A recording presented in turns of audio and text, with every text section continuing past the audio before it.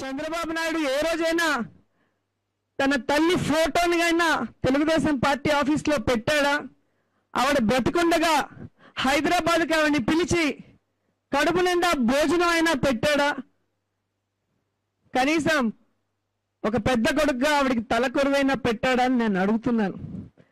ఈరోజు చంద్రబాబు నాయుడు గారి క్యాబినెట్లో ఉంటూ 18 మంది మంత్రులు ఉన్న సమయంలో 3 మహిళలు మంత్రులుగా ఉంటే ఈరోజు క్యాబినెట్ ఎక్స్పాన్షన్లో 26 మంది క్యాబినెట్ మంత్రులు ఉండగా అందులో 2 ఉన్నారు. ఉన్న వాళ్ళని కూడా తీసేశారు 2. దాంట్లో ఒకరు ఎస్సీ, ఒకరు బీసీ. పెంచాల్సింది పోయి ఉన్న వాళ్ళని తీశారు, అది కూడా బడుగు బలహీన వర్గ వాళ్ళని తీసిన మీరు మహిళల్ని గౌరవించడం మీరు నేర్చుకొని చంద్రబాబు నాయుడు గారికి నేర్పిస్తే బాగుంటుంది. బహిరంగ విచారణకి సవాల్ అంటున్నారు, మేము కూడా ఆ సవాల్ని స్వీకరిస్తున్నాం.